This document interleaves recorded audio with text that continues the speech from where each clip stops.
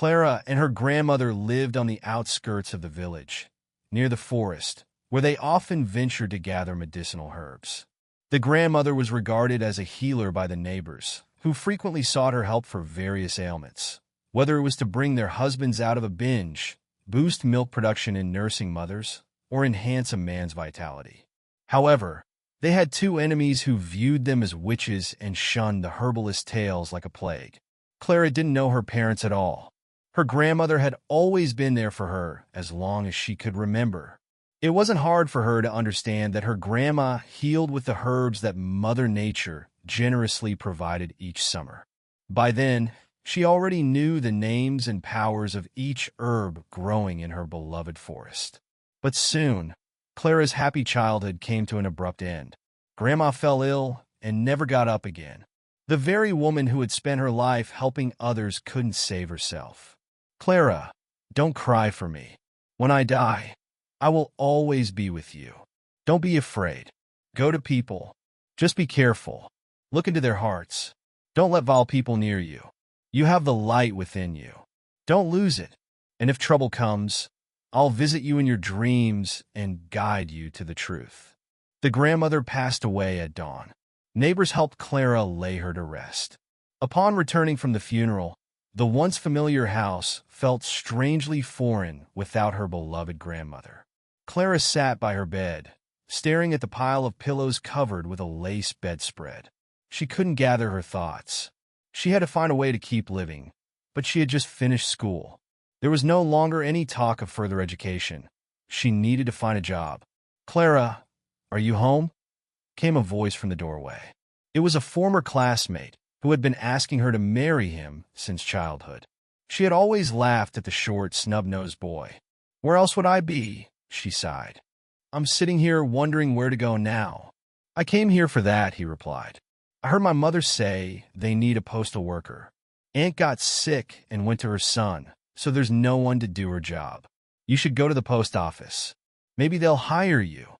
Without wasting a moment, Clara dashed to the nearest post office, and by evening, she had secured a job as a new mail carrier. The work was tough. The heavy bag weighed down her shoulder, and her legs felt like they might give out by the end of the day.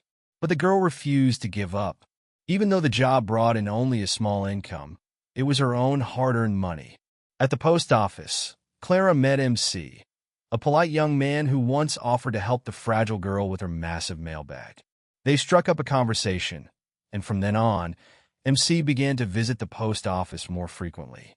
He was 10 years older than Clara, but despite being a grown man, he often referred to his mother's opinion in their chats.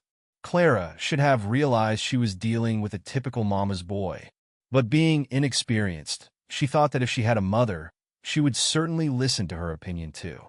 When MC finally decided to introduce Clara to his family, she felt as though she was floating on air. David had proposed, and soon, this orphan would be welcomed into a respectable family. Lonely and naive, Clara thought her life would be as happy and carefree as it was when her beloved grandmother was alive. MC's parents welcomed her warmly, but the day before, they had a serious discussion with their son, trying to convince him not to marry a poor girl, especially one who was an orphan. Alas, their son was stubborn, and for one of the few times in his life, they relented. At the meeting, MC's parents smiled sweetly at Clara, and she remained oblivious to their true feelings towards her. Before long, the young couple got married, and just a month later, they announced to their parents that they were expecting a baby. By that time, Clara had resigned from her job, as MC's parents insisted she should not work as a mail carrier. They were embarrassed to let their acquaintances know that their daughter-in-law held such a lowly position. On the day when Clara learned during an ultrasound that she would have a boy, Ryan was the happiest man alive. He brought his wife a huge bouquet, and his mother gifted her a gold ring, saying, "This is our gratitude to you for giving us a future grandson. My husband and I always dreamed of having a boy as smart as our MC. Look how cute he was." Sophia handed over childhood photos of her son. "It's necessary that the baby looks like MC. He will be such a cute child." It struck Clara as odd how Sophia spoke, as if she could somehow influence the appearance and abilities of the future child. Moreover, it felt as though MC's parents didn't want the baby to resemble her in any way. On the eve of the birth, Clara dreamed of her grandmother. For some reason, her grandmother was crying and shaking her head while looking at her granddaughter. Clara woke up with an indescribable feeling of anxiety. A couple of hours later, the contractions began, and she had no time to ponder the meaning of the dream. At first, everything in the hospital went smoothly, and the doctor reassured Clara that the labor was progressing well. But then, things took a sudden turn. A nurse barged into the delivery room and demanded that MC leave. "She's going for a C-section. You have no business being here," she told the stunned man. "What C-section?" MC exclaimed. "We're having a natural birth. There's no reason for surgery." The nurse raised her voice. "How do you know?" The doctor ordered her to be prepped for surgery immediately. That means he must have new information and reasons for it. At that moment, the doctor rushed into the room with a look of panic on his face. "Why isn't she ready yet?" "Urgently, to the operating room," the doctor instructed. MC and Clara tried to argue, but no one paid them any attention. Clara was taken away, leaving the guy in a state of confusion, unable to comprehend what was happening. He paced back and forth in the corridor, straining to hear the sounds from the operating room. For a brief moment, he even thought he heard the cry of a baby. "My son was born," flashed through his mind, and his heart raced with joy as he sighed in relief. "I'm a father." He felt ready to rush to Clara and their baby. But then the doctor who had performed the surgery emerged to deliver the devastating news. "I'm very sorry. Your child was stillborn," he said gently. MC couldn't process the words. "You must have mixed something up," he insisted. "I heard a baby cry." "That cry belonged to another woman in the neighboring operating room," the doctor replied curtly. "You heard someone else's baby. Your wife will come to her senses soon, and you'll need to talk to her to prevent any hysterics. She's young. You'll have more children." Clara couldn't fathom what David had told her. She couldn't believe that her little baby, who had been kicking and tumbling in her belly just yesterday, her beloved, long-awaited son, was gone forever. Even when they brought out the lifeless body of her newborn, she refused to look at him.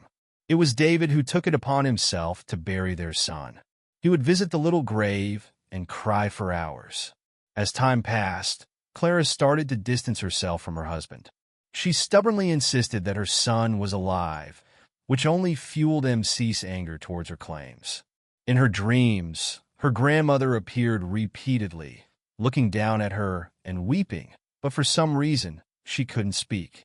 It was as if she lacked the strength to do so. Clara sensed that something was deeply wrong in her life, but she couldn't pinpoint what it was or how to fix it.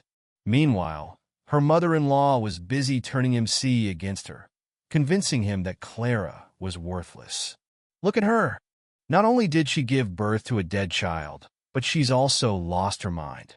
She insists that her son is alive and never visits his grave. You need to divorce her, son. Otherwise, we'll all go mad around here." After 6 months, the young couple divorced. Clara returned to her village and settled into her grandmother's old house. She got a job at the post office again and lived like a recluse. More frequently, she began gathering herbs, just like her grandmother had done. In her spare time, Clara wandered through the forest, collecting medicinal plants and listening to the birds singing.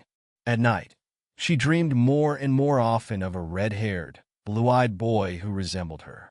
Strangely, with each passing day, the boy in her dreams grew older. Initially, he was a toddler who had just learned to walk. Then he started running to her in her dreams, and after 2 years, he had become a remarkably independent little boy. "Billy," Clara whispered in her sleep. "My son, how can I find you?" She kept these dreams to herself, though sometimes she felt like she was losing her grip on reality. Yet, she eagerly anticipated each night to see her child again, as if he were truly real. She held him close, stroked his wild curls, sang him lullabies in her sleep, and marveled at his smiling face. Clara was hesitant to share these dreams even with Liam, her lifelong friend. Since she returned to the village, he had been there for her, doing everything he could to lift her spirits. Still, Clara kept him at arm's length, exhausted from the betrayal she had endured with MC. Liam didn't push himself on her. He simply offered his support to the lonely woman when she needed it. Grandma stopped visiting Clara in her dreams, as if she had taken her grandson by the hand and brought him into Clara's subconscious, leaving her alone. But one night, her grandmother returned to Clara in her sleep. She appeared just as she had in life, but this time she wasn't crying. Clara could see that the old woman's face was anxious, as if she had something important to convey. The grandmother tried to call her granddaughter, taking her hand in the dream and leading her down a path. Clara awoke, perplexed, unable to grasp what her grandmother wanted or where she was being called. The next night, the dream repeated itself, but Clara was prepared. "What do you want to tell me?" she whispered in her sleep. "I want to hear you say that your son is alive," Grandma suddenly spoke to her. "You've seen him in your dreams, and you know what he looks like. He needs to be found urgently. Otherwise, you may never see him again. I will show you where he lives." Clara felt as if she were flying, just like in her childhood dreams. She saw a familiar forest, and beyond it, a large mansion. Although she had never been there, she instinctively knew a city lay beyond the forest.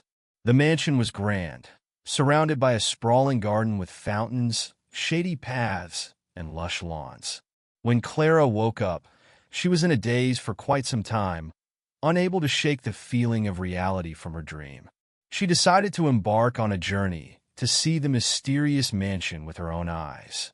At first, the path through the forest felt familiar, having walked it many times in her childhood and youth with her grandmother while searching for rare healing herbs when she began to treat people herself. But soon, she encountered unfamiliar terrain, swampy, impassable areas. Clara considered turning back, regretting the foolishness of her idea. But suddenly the forest brightened and became better maintained. Soon, she caught sight of a charming cottage within a prestigious country village. Stepping out to the edge of the woods, she stopped in her tracks. The house from her dream stood before her. There was no mistaking it. She had seen its image so clearly on the lawn in front of the house. A 3-year-old boy misbehaving. Judging by the stern words of an elderly woman who seemed to be his nanny, Clara moved closer. The rays of the setting sun shone directly into her eyes, making it difficult to see the boy's face. Clara tried to see if the boy resembled the child from her dreams, but she couldn't tell. Billy, the breathless nanny, stopped her chase and decided to take a seat on a nearby bench. "Billy, your father will scold us for being late again. Let's go home, please." The boy let out a scream and darted away, colliding with Clara, leaving her in a state of shock. She couldn't believe her eyes. This was her little boy, the same child she had envisioned in her dreams for over 2 years. "Wait, don't run away," Clara called out. "I saw a kitten hiding in the bushes. Let's go look for it together." She took his hand and led him into the foliage while signaling to the nanny to come closer. "Thanks," Clara said, picking up the boy and preparing to leave for home. "Wait, do you happen to know if they're looking for a maid in this house? I could clean or cook. I'm good at many things." Clara was searching for a way to keep the woman engaged in conversation. "I'm sorry, but no, they won't be hiring anyone," the nanny replied. "The owners are moving to Spain soon, and the house will either be closed up or sold." The talkative woman was eager to share details about the owner's plans. "Hey, little one, soon you'll be a real Spanish macho," Clara joked with the child. "Do you know who toreros are? They're the bravest, not afraid of big bulls. Are you brave, too?" "I am the bravest," the little boy declared confidently. "And how old are you?" Clara asked, her heart racing. "It's almost my birthday, and my dad promised to get me a puppy," he shared excitedly. "Yes, whose birthday is next Friday?" the nanny confirmed. "We'll celebrate and then go to Spain," she said to the boy. Clara listened closely, realizing that her son would have turned 3 years old that same Friday. How could it be that a child born on the same day as her deceased son was standing right in front of her? Was it just a coincidence? Well, I wish you a good journey and a happy birthday, Clara said, gently ruffling the boy's hair, taking a small strand with her.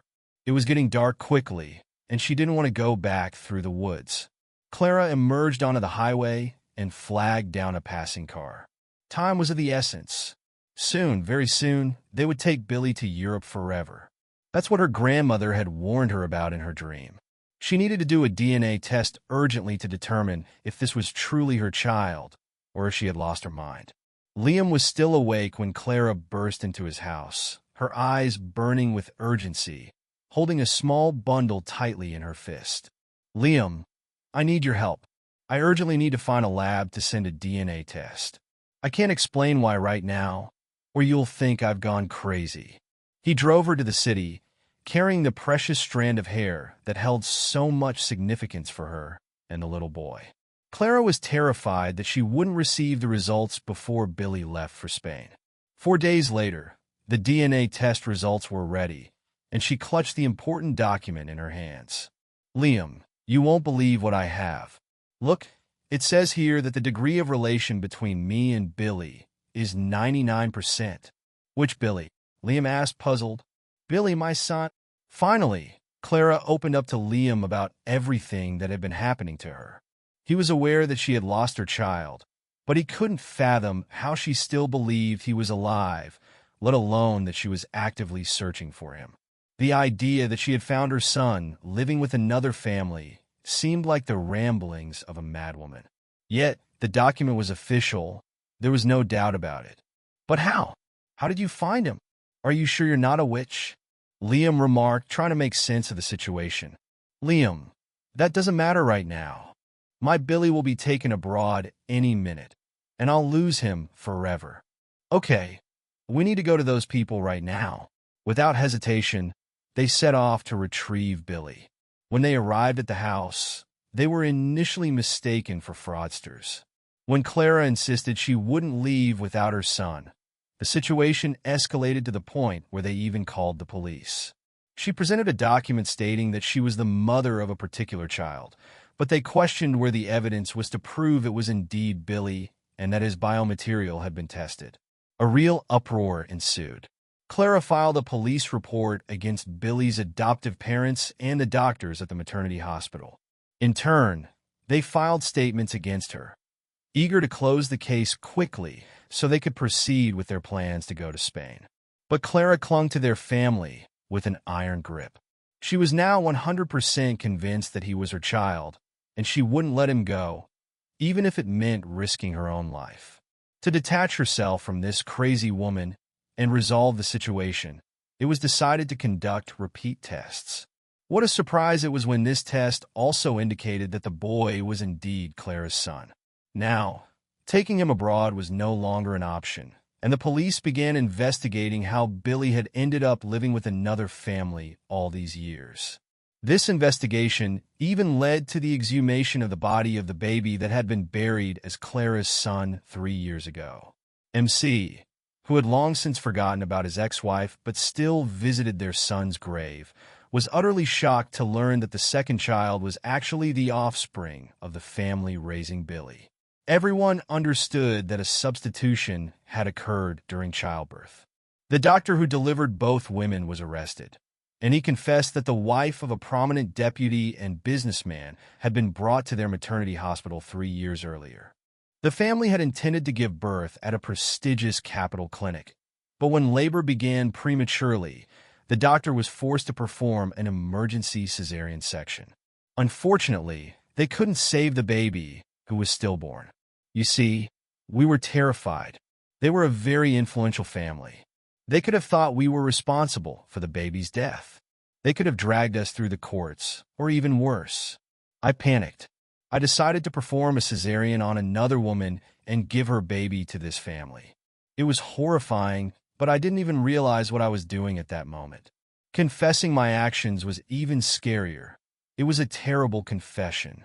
People found it hard to believe that a doctor would stoop so low, but they finally understood how such a mix-up with the babies could have happened. Clara took Billy, and his adoptive parents had to come to terms with their loss. The child needed to get to know his biological mother and adjust to her presence. The doctor and nurse faced legal consequences for their actions. The maternity hospital underwent strict inspections, which revealed a number of violations, though not as severe as the initial situation. It was a challenging time for many, but for the first time in years, Clara felt happiness. The boy quickly adapted to her.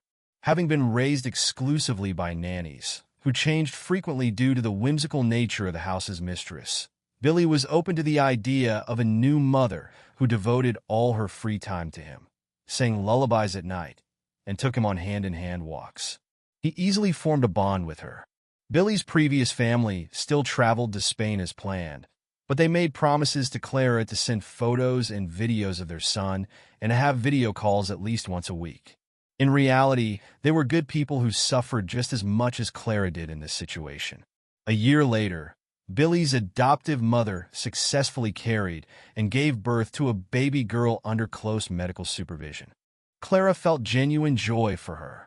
She was grateful to fate and her late grandmother, who had kept her promise and didn't abandon her even from the afterlife. Her grandmother had helped her reclaim her son, and Clara also expressed gratitude to Liam, the only person in the world who had consistently supported her in getting Billy back.